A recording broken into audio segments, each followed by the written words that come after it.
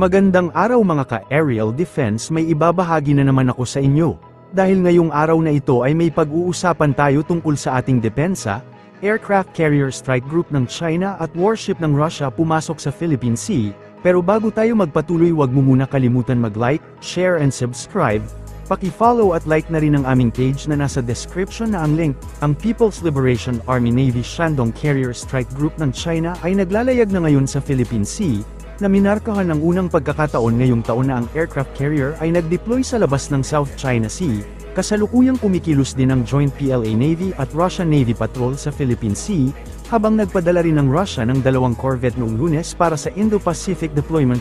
Noong Martes, ang carrier na CNS Shandong, cruiser CNS Yanen, destroyer CNS Guilin at frigate CNS Yuncheng, ay nakitang naglalayag sa isang lugar na 323 milya timog silangan ng Miyako Island, ayon sa isang balita mula sa Joint Staff Office ng Japan, na obserbahan din ng Shandong na nagsasagawa ng mga operasyon ng paglipad kasama ang mga fighter aircraft at helicopter nito. Ayon dito, ang Japan Maritime Self-Defense Force destroyer na JS Akabono, ay binantayan ng Shandong at ang Japan Air Self-Defense Force fighter aircraft ay nag-scramble bilang tugon sa paglulunsad ng fighter jet ng carrier. Ayon sa JSO release, ang Joint PLA Navy at Russian Navy patrol na nagtatampok ng Russian Navy corvette at PLA Navy destroyer, PLA Navy frigate at fleet oiler ay naglalayag din sa Philippine Sea, kasama sa Joint Naval Patrol ang pagsasanay sa Philippine Sea sa pag-inspeksyon sa mga kainahinalang sasakyang pandagat. Ayon sa inilabas nitong Martes mula sa Russian Navy Pacific Fleet, ang magkasanib na patrol ay isang taunang kaganapan sa pagitan ng dalawang hukbong dagat na unang nagsimula noong 2021, bagaman lumilitaw na ang patrol ngayong taon ay lumiit mula sa mga patrol ng nakaraang taon, na kinabibilangan ng 10 barko o higit pa mula sa parehong hukbong dagat.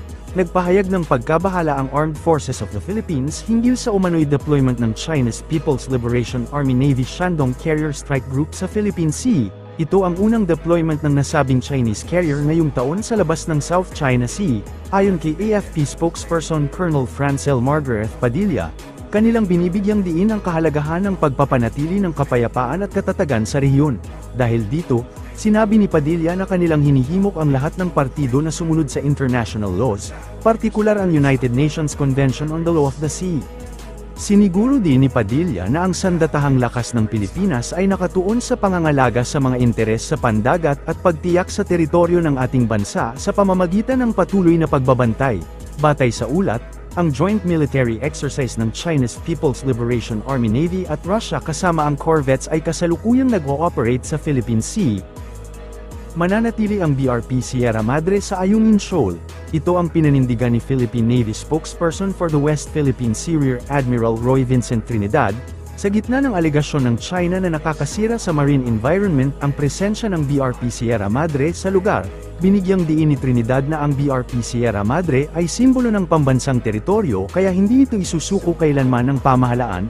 Buwelta ni Trinidad, mouthpiece ng China ang media na nagpapakalat ng mga maling impormasyon kaugnay sa BRP Sierra Madre kaya dapat ay hindi na ito patulan. Kung meron aniyang sumisira sa marine environment sa West Philippine Sea, ito ay ang China at hindi ang Pilipinas. Regarding po dun sa naging report ng Global Times wherein they found that in short and simple language they are saying na it's the Sierra Madre that's causing damage to the maritime environment at Ayungin Shoal.